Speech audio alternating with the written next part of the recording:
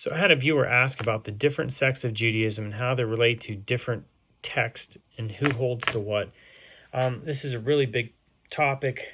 So if we talk about modern day groups, you have the traditional stream of Judaism, and I'll say traditional at this point because orthodoxy is a modern term.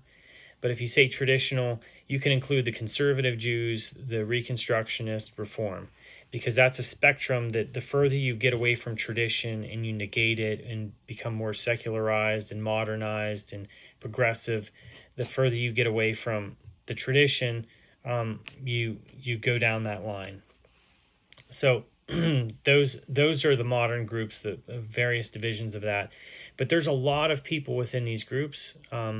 And it deals with a lot of different places you came across the globe. And traditional Judaism is associated with leadership. So various rabbis have followings and traditions that go along with that. So without getting into a whole mess of different groups, basically Orthodoxy or traditional Orthodox Judaism accepts an oral tradition that goes back to Mount Sinai and a written tradition. Okay, and that's a lot to unpack, but I'll move on. So there's the Karaites, the Karaim. They hold to the written Torah, so the Torah, the prophets, and the writings. So the Hebrew Bible, and they do not accept an oral tradition. And it basically is a negation of the leadership of Judaism throughout history. So they're separating themselves from that. That's the perspective that the Sadducees had in the Second Temple period 2,000 years ago, but not exactly the same. They're not hereditary from the Sadducees. And then if you go further away from that, you get into like modern ancient groups like the Samaritans. The Samaritans are considered to be ancient converts to Judaism, but they are not fully integrated with the rest. I think so. It's assumed that they basically show up from a group of people that converted in the book in the book of Kings. But I think that their division goes further back to the book of Samuel in the days of the priest Eli. But as far as the Samaritans go, they do hold to a Torah. They have a book of Joshua. It's not the same book as in the Hebrew Bible. Their book of Joshua is not considered to be as divine. The Torah is divine for them. But there's divergences with their Torah and our Torah.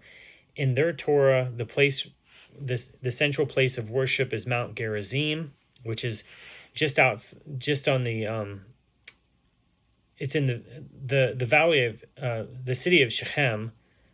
Shechem is between Mount Ebal and Mount Gerizim, and that's a historical place.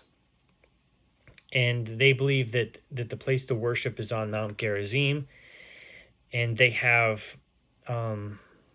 priests within their group that trace their lineage all the way back to the first priest Aaron, the brother of Moses. But aside from that, so going back to the text, it's probably important to discuss.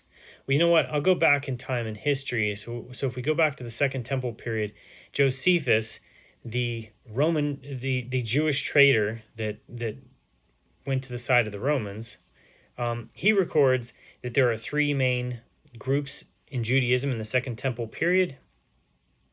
They were the Sadducees, the Pharisees, and the Essenes. The Sadducees were more or less an aristocratic class. They held to the Torah, but they didn't believe in an afterlife. It's said that they didn't believe in an afterlife and things like that. So whenever you deny an afterlife, you don't have much spirituality. but they had to maintain a certain level of custom and tradition because otherwise the common people would have revolted against them. They did have some positions in the Sanhedrin and things like that, but again, they had to go along and play along, otherwise they would have lost their power. That was important to them, power.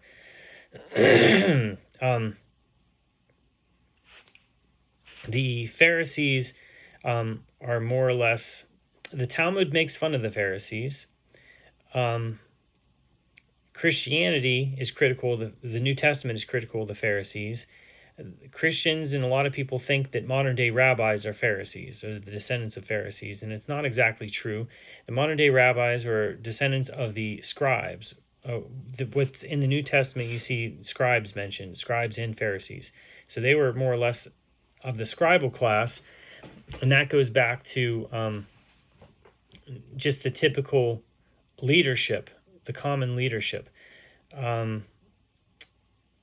The Essenes were more or less a closed society that you had to be initiated into. And we have a lot of the writings today, with the Dead Sea Scrolls, but I don't think that all of the Dead Sea Scrolls are the product of Essenes, but I think the majority of them probably are. And as far as the Essenes go, they were a lot more spiritual, and they were probably closer to a school of prophets. There were things in the text in the Hebrew Bible where you see there's schools of prophets, and the Essenes seem to be more connected as a school of prophets than just being a sect. So there were rabbis in the Talmud that are noted as being Essenes, and they're connected with various spiritual traditions. So it's kind of obvious that these spiritual or Kabbalistic traditions in Judaism today trace back to schools of prophecy. And this is one thing that the Karaites in groups like that have to grapple with is, like, how do you explain whenever Elijah is taken up in a chariot of fire and stuff like that, and all these miracles that are performed? What is going on here? Like, whenever there's prophets going along and they're playing music and doing different things, like what is going on? What are the mechanisms that are happening here? It's not just like that the Spirit of God comes upon somebody, but it seems like people are learning how to connect with the Spirit of God rather than, as Christianity thinks that just the Spirit of God comes upon you or something like that because you believe a certain way.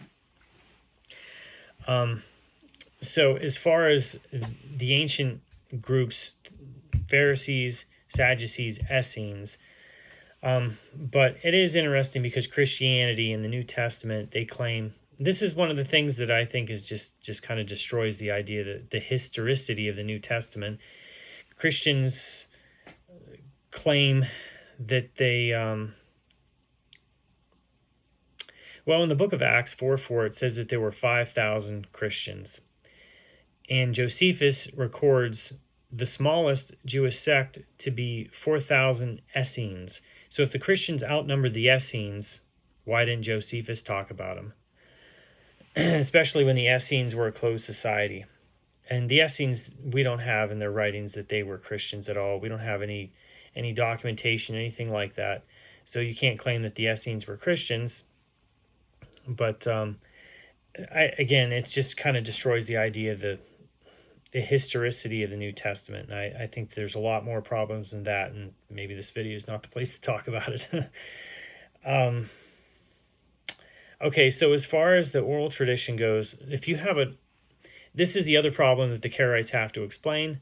So there was an oral tradition. The Torah, the 5 books of Moses, was oral tradition up until Moses, at the end of his life, wrote the Torah down in scrolls and passed them out to the tribes. So through the 40 years that they were in the desert, the Torah was an oral Torah. Okay, so the Torah is a divine book that's divinely transmitted, So a book that is divinely transmitted is not just going to have a plain meaning to it, that just what it says is what it means. It's going to have a lot more contained and packed in it than just, history, poetry, and law. So, like, for instance, the text of the Torah, it's all written in consonants and there's no vowels. There is an oral tradition on how to speak the words in the Torah. So if you take away an oral tradition, you also take away the tradition of how it's pronounced. And there's different words could be pronounced differently. And the other thing is, there are words that are spelled in odd ways. There are letters in the Torah scrolls that are written large, some that are written small, some with crowns, some without crowns, some with series of crowns.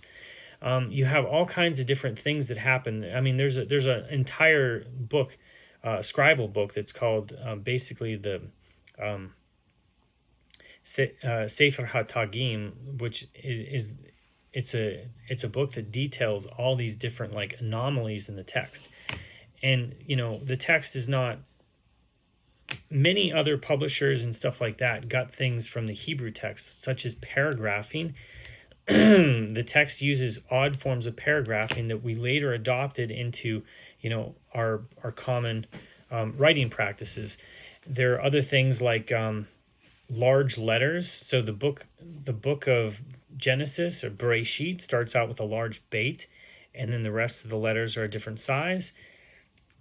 And you'll notice in some books, like whenever they start a chapter, they'll have a large letter, and then like the rest of the word is and the rest of the words are a different size. And they got that from the Torah, because the Torah has large letters, small letters, all kinds of things like that. There are upside down letters, and these are all part of a Mizorah, of a transmission that's an oral transmission. This isn't something that's it's necessarily written down. It became written down later on in time. Just like at the end of Moses' life, he wrote this down and passed it out to the tribes, the 5 books of Moses. So, but the oral tradition also sees the text in different layers. It's called Pardes, or like some say paradise, or the orchard, where it's Pashat, Remez, Darash, and Sod. So Pashat is like the plain meaning. So whenever it says that Joseph went looking for his brothers, the plain meaning is that Joseph went looking for his brothers. The Remez is like hints and allusions. So Hebrew doesn't have a numeric system to represent numbers. It uses Hebrew letters to represent numbers. So that there are proof verses where that show us that we can exchange values, numeric values, for words that are in the text. So a remez, so whenever Joseph goes into the field looking for his brothers, he meets a man. The text doesn't say that he met an Armenian, he met a Canaanite, he met a Hittite, he met a man from the city of Kafar, he met a guy named, Hanson. Nobody the text doesn't say that. It just says he met a man. And we know from tradition that that's the angel Gabriel, because Gabriel manifests himself as a man. And the other thing is, there's a remez in the text that basically has a gematria value that basically tells us that this is the angel Gabriel. So that's like a remez level. So, Darash. So the allegory, the moral of something, it's like the story behind the story. Whenever it says that Joseph goes looking for his brothers, we see that there's a broad story here that, just like in history, we have Mashiach ben Yosef, we have, brothers, tribes that went into exile and got lost among the nations of the world. And Joseph goes down into Egypt, not by his choice, and he goes into the depth, in the dungeon, the jail in Egypt. And ultimately he's raised up to a position where he interprets a dream and is able to recognize that there will be a series of years where there's going to be plenty, but it needs to be preserved in such a way so that it maintains the life of mankind for a 7-year period of famine. So there's allusions that are in that story for something like that. So there's lessons in that. And then there's sod, which is basically like the more spiritual, hidden, deep, secret meaning of the text. So how all these things correspond to spiritual concepts and spiritual entities and things like that, because we just don't see that this text is just like history, poetry, and law. It is way more than that. There's actually a tradition that everybody is encoded in the text, and I've seen this myself, where I've been able to see my name and the names of my kids and my wife in the same area, and it's very bizarre. It's really bizarre. But if you've kind of been trained to look for these types of things, you can see them. And there are other things too, like there's a tradition that the different sections of the Torah correspond to different time periods in history, and it's very illuminating. I mean, there's a lot of stuff that goes along with this. So there's a lot of different levels that are involved with the text, and it's not just law. But the other thing is that the text is not just dealing with, like, if it's law, it's not just dealing with law, it's dealing with spiritual principles. So there's like the idea of the goring ox. So there's a law that if your ox gores somebody, well, okay, so you have to pay for damages of what they did. Okay, it happens again. Okay, I'm sorry, the ox gored somebody. An animal can get upset. Maybe the first time it was a fluke. Maybe the second time it was a fluke. But if it happens a third time, the person is guilty for the life of that person, rather than, just having to pay restitution and damages or something like that. They can be held liable, because at that point, 3 times is a certainty. So we call that the principle of the goring ox. So just like in life, if you run up against something 3 times and it's the same thing, you see it as a certainty. So you don't have to try the 4th time or the 5th time or something like that. And, it's... So in Judaism, the laws are called halacha. What's the halacha? What's the halachot? And halacha is basically the word for how to walk. So how do you walk out your life? And the reason why Judaism has all these laws is because these are spiritual mechanisms. They're not just laws. This is how this is seen. And most of the halachist or legalist rabbis that have written legal codes in Judaism have been mystics. And it's because these things are connected with spiritual things. So ultimately, the Torah, seen as its plain meaning, in the Hebrew Bible, seen at its plain meaning, is something that the Christians and the Karaites, that's what they accept. But traditional Judaism sees that there are multiple layers of the text, and sometimes the plain meaning is the least important meaning. And all the laws are not just, like I say, laws. They're actually spiritual mechanisms. There are a lot of things that beg the question. The way that words are spelled beg the question, why is it spelled this way? It should be spelled a different way. There's all kinds of things like this, like names of places and people, the ordering of words. There's all sorts of mysteries and things like that are connected with this.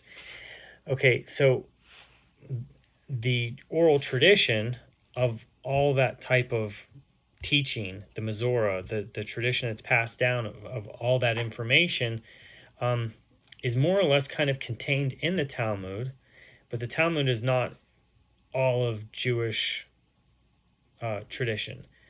So there's 2 different Talmuds. There was one that was written in the land of Israel, the Talmud Yerushalmi, the Jerusalem Talmud, and there was one that was written in the land of Babylonia, the Babylonian Talmud.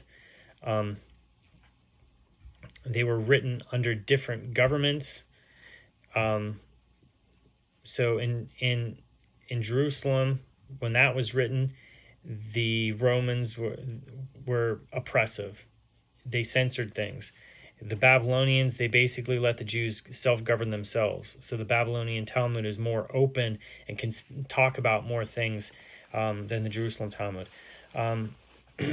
So the Talmud is commentary on the Mishnah, and the Mishnah is more or less that halakhic Jewish law, legal code, but it derives from roots within the written Torah.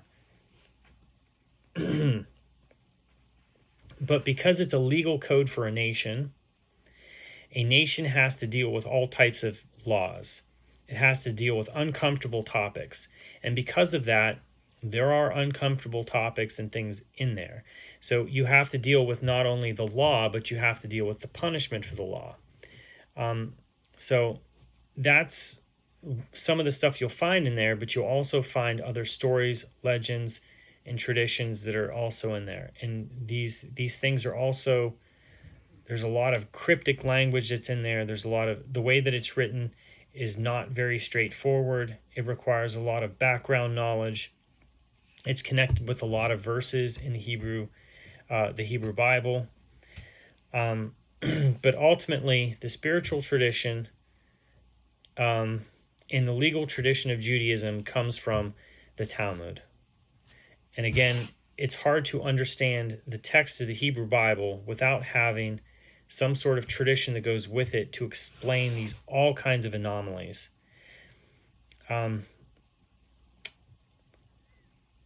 Yeah, I mean, it's amazing. There's so many different types of examples that I could come up with, but basically, that's the gist of it. These other groups, like the Christians and the Samaritans, the Karaites, do not have a spiritual tradition that goes along with it, whereas traditional Judaism that has an oral law, has a Masorah or a tradition that's connected with the ancient schools of prophets. It's connected with the spirituality of Judaism. So hopefully that answers your question. Probably raises a lot more questions, but that's what I can do for now.